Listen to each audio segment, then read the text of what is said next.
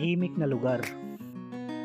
Animoy bahagharing kapaligiran dahil sa samot-saring klase ng halaman.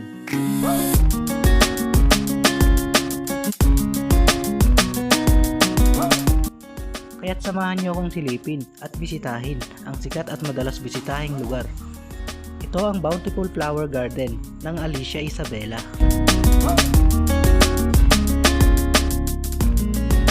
Good morning guys! Welcome po sa ating panibago na namang vlogs. At ngayong araw, atin naman bibisitahin itong Bountiful Flower Garden dito sa bayan ng Alicia Isabela. Tara, sama kayo sa vlog ko.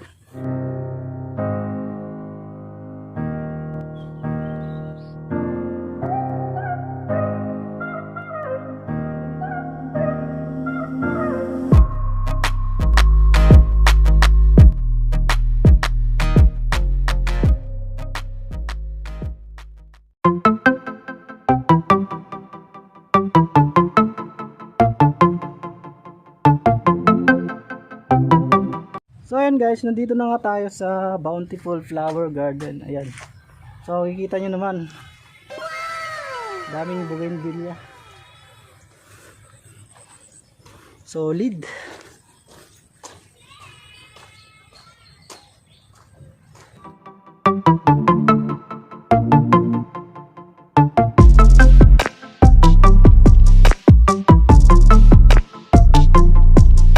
Yan, so napapaligiputan nga tayo ng daan-daang mga bougainvillea. Yan.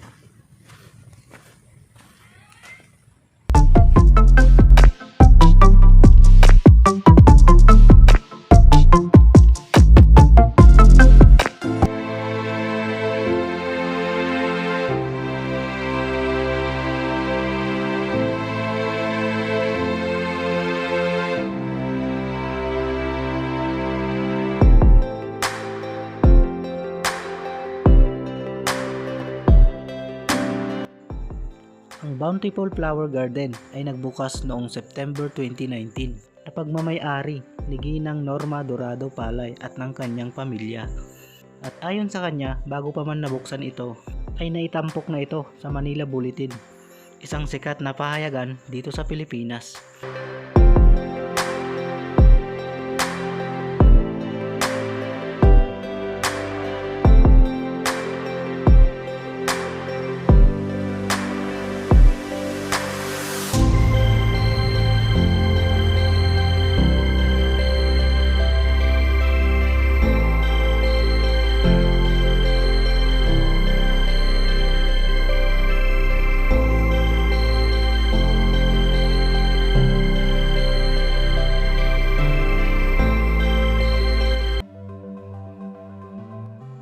Sa lokasyon nitong nasa kalagitnaan ng bukirin ay talaga namang napakasariwa ng simoy ng hangin.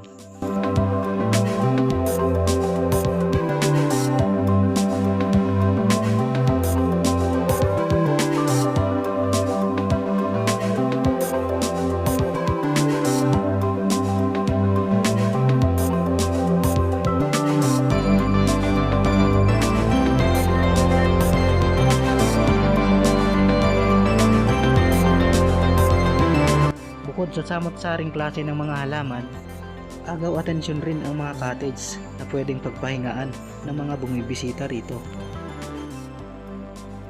Kaya kung ikaw na nanonood ay hindi ka pa nagawi rito, subukan mong pasyalan ang Bountiful Flower Garden.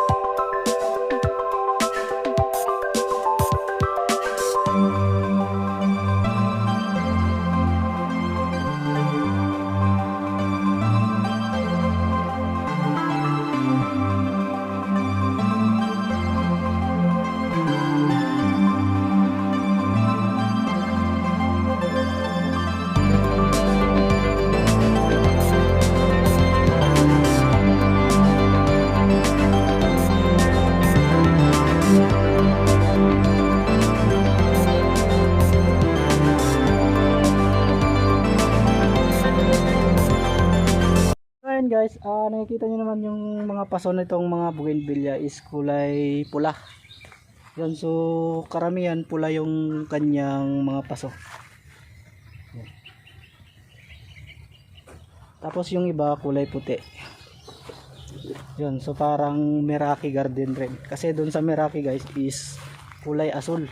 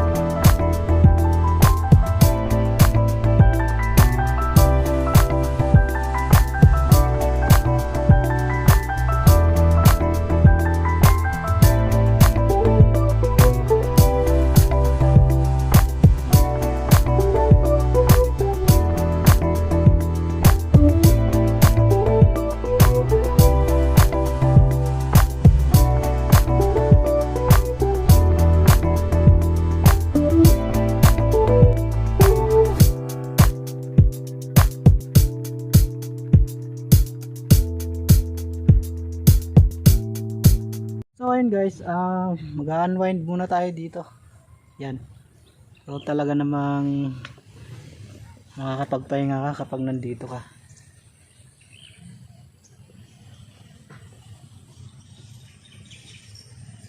So anyway guys, bali nauna akong pumunta dito. So wala pang gaanong mga tao. So kasi madalas ang punta ng mga tao dito is mga hapon, mga gabi ganun. Yun daw yung karamihan. Kasi pag ganitong opening sa umaga is madalang lang.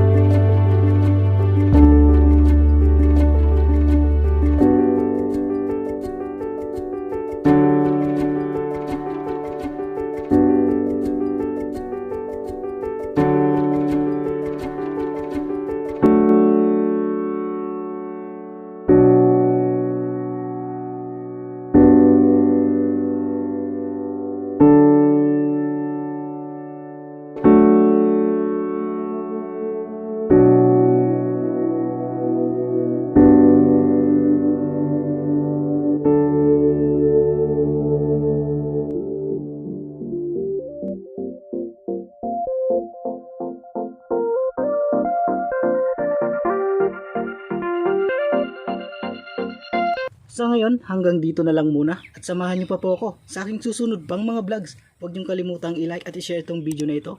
Mag-subscribe ka na rin sa aking YouTube channel. Stay Humble PH signing off.